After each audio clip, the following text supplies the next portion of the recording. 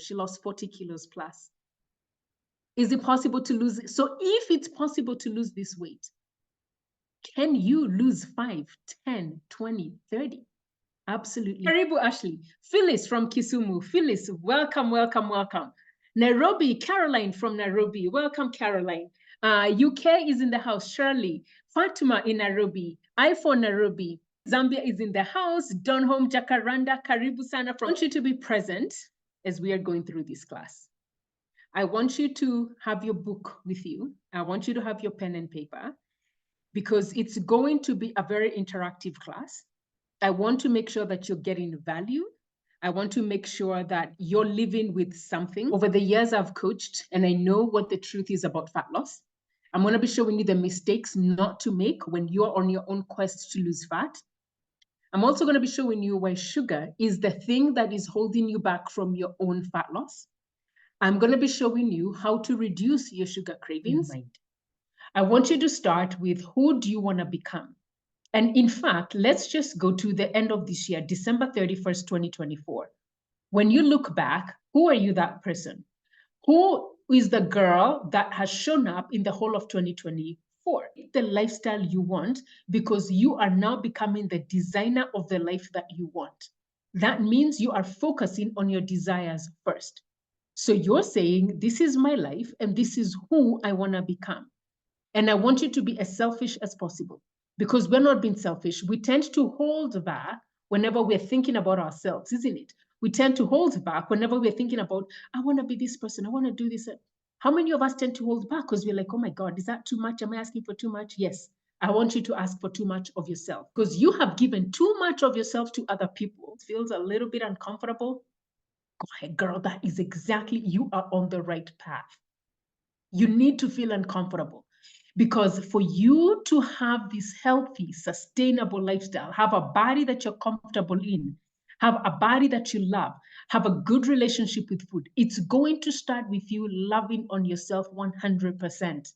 So you must write who you want to become unapologetically, and do not be ashamed of who you're becoming. The emotional triggers that you probably get, because all of us, we get triggered by different things differently. Whether for some of us it's diet hopping, whether some of us it's that emotional eating where we get triggered, can we then begin to understand, oh my God, okay, this is the issue I'm dealing with.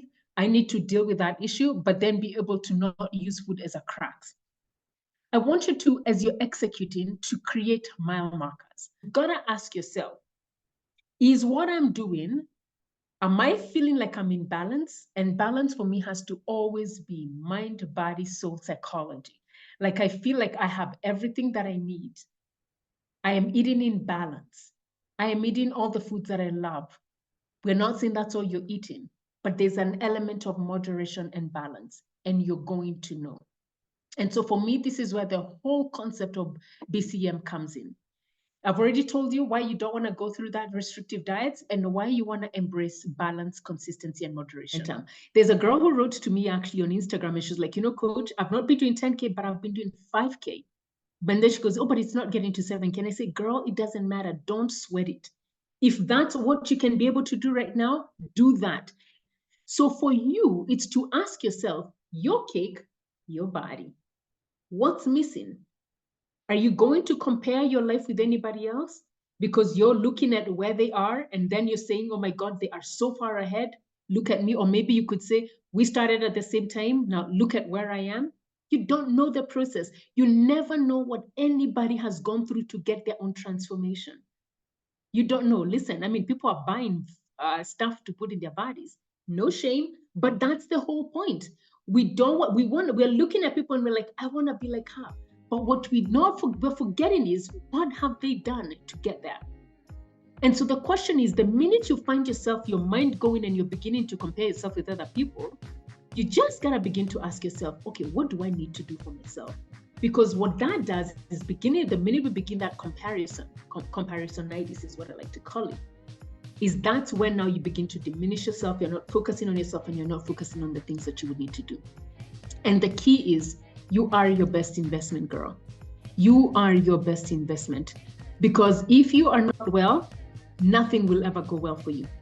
If you do not work on yourself, if you do not work on your own body, you're going to be off. Because how do I know this? I know this because I've struggled with my own weight. I know this because I recognize how I show up when I'm not feeling my very best.